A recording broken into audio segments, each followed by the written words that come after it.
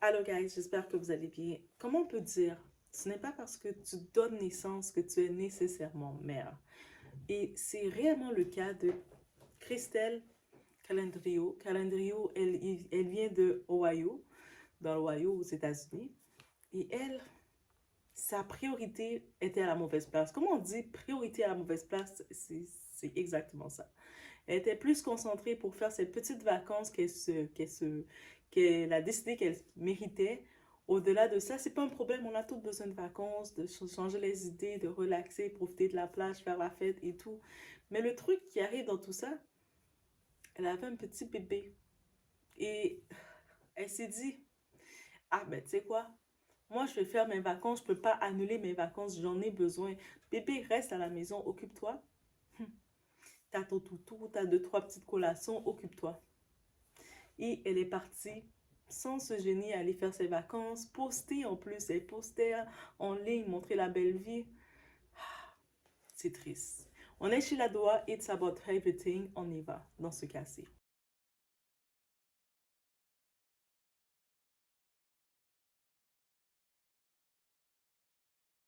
Donc on peut comprendre que Christelle, elle a 32 ans. Elle avait 32 ans au moment, 32 ans, donc c'est une femme, c'est une adulte. Elle a sa petite fille de 16 mois, Jeline. Elle est mère célibataire, donc on ne sait pas, on n'est pas au courant pour le père de l'enfant et rendu là, on ne sait pas est-ce qu'elle est au courant de qui est le père de l'enfant. Je me permets juste de dire ça de même parce que c'est catastrophique cette histoire-là. Donc elle, justement, Christelle, elle a décidé de faire ses vacances, donc de passer de Détroit, faire quelques temps à Détroit, quelques nuits pour aller au Porto Rico, profiter de la plage, s'amuser, boire deux, trois tequilas et vous imaginez le tout, s'amuser. Il n'y a rien de là. Je ne sais pas si elle avait prévu d'avoir une gardienne ou il y avait quelqu'un qui était prévu, ou peut-être la personne s'est décommandée dernière minute, peut-être elle n'a pas trouvé personne, ou peut-être dans son budget, elle s'est dit, ah, ça revient trop cher. Mais dans tous les cas, elle a trouvé que c'était correct, que ça, dans son jugement à elle, de laisser sa petite de 16 mois tout seul dans sa maison, à Ohio, de prendre l'avion, d'avoir sa valise et de partir tout simplement. Pendant 10 jours. 10 jours. Et on imagine un enfant de cet âge-là peut pas se nourrir tout seul, peut pas manger, boire tout seul nécessairement. Un enfant de cet âge-là doit être changé. Juste imaginer ça. Elle n'a pas pensé à ça ou elle s'en fichait complètement. Elle s'est dit, bah, je vais faire ma vie, je ne vais pas m'empêcher de vivre à cause d'un bébé. Aucun sens maternel chez elle. Donc, bien entendu, elle est partie, elle a posté en ligne. Est-ce qu'elle a eu des remords, un moment de remords? Pour se rendre jusque-là, on peut, je peux douter de ses remords parce qu'elle postait en ligne. J'imagine que, comme beaucoup d'entre nous, quand on regarde sur les réseaux, on voit les gens qui voyagent, qu'on la belle vie. Elle s'est dit qu'elle veut kiffer sa vie comme ça, s'amuser. Le monde, j'imagine qu'ils l'ont croisée. Je ne sais pas si c'était avec d'autres amis ou d'autres gens. Ils pensaient probablement que c'était correct, qu'il y avait quelqu'un qui s'occupait de sa petite. Ceux qui étaient au courant, peut-être qu'elle avait une petite. Mais sinon, le, elle n'était pas du tout quelqu'un inquiète dans tout son jugement. C'est ça le plus triste. Elle n'a pas manqué aucun remords de se dire, j'ai ma petite. Et pendant ce temps-là, la petite est en train de déshydrater tout seul dans la maison. À un moment, on entendait certains pleurs, mais pas plus que ça. Les voisins peut-être pouvaient entendre certains pleurs, mais je pense qu'ils étaient habitués de savoir que elle pleurait. Le bébé, des fois, pleurait souvent dans la maison. Et elle disait, oh, le bébé, c'est comme ça qu'elle est, elle pleure tout le temps. Donc, on peut imaginer son instinct de mère était très limite, très limite. Donc, elle a fait un enfant, mais elle n'était pas mère. Donc, elle a juste fait un enfant. Et on regarde le tout. Le temps se passe, le temps passe, la petite elle est en train de déshydrater pendant qu'elle est en train de prendre son plaisir, de s'amuser. Ses dernières vacances, parce que oui, ses dernières vacances qu'elle a eues, on peut dire. Donc, jusqu'à ce qu'elle revienne, elle s'est bien amusée et tout était parfait. Elle arrive dans la maison, l'odeur, l'odeur est là. L'enfant est en train est en décomposition, tout court. Elle appelle les urgences. un mini sens de panique ou pas? Est-ce qu'elle a eu un sens de panique? Et c'est juste, elle appelle les urgences, elle essaie de raconter une fausse histoire, mais rapidement, les urgences remarquent que ça fait près de... L'enfant est déshydraté de façon grave, vraiment grave. Qu'est-ce qui s'est passé? Comment ça, c'est maintenant vous l'apportez? Qu'est-ce qui s'est passé? Elle peut pas les dire nécessairement qu'elle apporte l'enfant maintenant parce qu'elle était en vacances, elle est en train de s'amuser, de faire ses vacances. Donc, elle essaie de raconter une histoire, mais rapidement, ça sonne bizarre. Il n'y a pas de raison. Donc, on peut comprendre qu'est-ce qui se passe suite à ça. Il y a des enquêtes qui sont faites. Dès qu'au début, l'enfant, je pense, c'était encore ses derniers souffles de vie. Et quand c'est terminé, il la met sur enquête pour savoir, mais qu'est-ce qui s'est passé? Comment ça, l'enfant était déshydraté comme ça? C'est quoi? Et avec enquête, il réalise que elle n'était pas là. Mais si toi, tu n'étais pas là, tu étais en vacances, c'est correct. Mais l'enfant était avec qui? Elle ne peut pas répondre. Elle est en train de bredouiller, chercher des excuses, et jusqu'à ce qu'il réalise rapidement que l'enfant était tout seul. Donc, elle peut pas, elle peut pas justifier de répondre pourquoi elle a senti normal de laisser un petit de 16 mois tout seul dans sa maison. Elle est juste en mode... elle peut pas justifier. Tout de suite, elle est incarcérée, on la garde parce que non, c'est pas normal. On fait les enquêtes rapidement. Quelques voisins disent qu'ils sentaient le bébé pleurer, ils sentaient des choses bizarres. Ils l'ont vu quand elle est partie, en effet. Puis, bref, rapidement, le tout se met. Le procès est entamé. Elle reste incarcérée parce que tu es coupable. C'est juste d'imaginer que tu as laissé un enfant tout seul. Comme ça, tu es coupable. Donc, bien entendu, dans son procès, l'ironie de tout ça, dans son procès, elle ose dire que Dieu l'a pardonné. Et puis, le petit enfant, Jaylin, aussi l'a pardonné. Elle la demande pardon. Tu demandes pardon de quoi? Et je ne sais pas si en faisant ça, elle voulait créer une certaine sympathie, montrer une certaine connexion. Mais pendant tout son procès, le monde disait qu'elle ne montrait pas plus de connexion que ça. Elle ne montrait pas plus de lien qu'elle regrettait quoi que ce soit. Elle regrettait juste que ça s'est arrivé. Peut-être était juste comme elle réalisait qu'elle va être enfermée. Que c'était ses dernières vacances qu'elle venait de vivre, de se promener à la plage, de prendre ses photos. Donc c'est son dernier moment et qu'elle s'était fait prendre.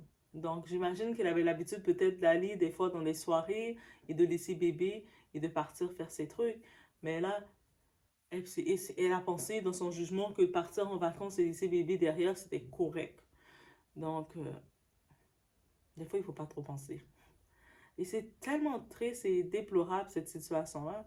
Et ça fait réaliser que, les gens, on a une autre façon de penser. Les gens, on a tellement une autre façon de penser. Et des fois, on va faire... il y a des gens qui vont... Il faut comprendre une chose, c'est pas parce que tu as un enfant que tu es mère. C'est pas parce que tu portes un enfant que tu es mère. Et puis, des fois, il faut aussi stopper ça. Il faut arrêter ça. Si tu sens que tu n'es pas prête à laisser ton mode de vie ou quoi que ce soit, tu as le temps de laisser tomber. Tu as le temps de dire que mieux vaut que tu donnes l'enfant en adoption, limite. Mieux vaut que tu fasses quelque chose, mais c'est tellement triste. Elle a eu aucun instinct, aucune prière pour cet enfant. Elle a beau dire que oui, l'enfant le pardonne. L'enfant n'a pas vécu pour te pardonner.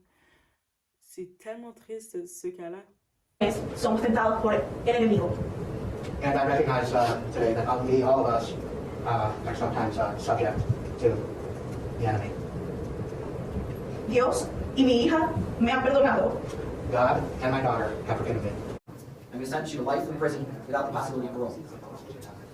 On count 5, I'm going to sentence you to 8 years. We're concurrent to count 1.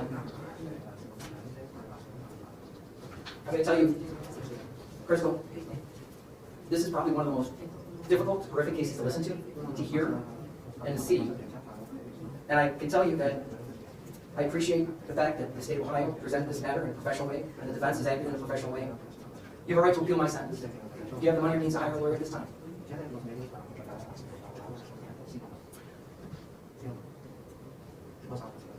No. All right. I'll appoint a lawyer representative. And on the endangering children, because of the Reagan-Tokes thing, it would be 8 to 12 years. That would be concurrent with the aggravated murder, life without parole. there anything else, Mr. Smith, on the other defense? Anything else? No, Your Honor, thank you. Court's adjourned.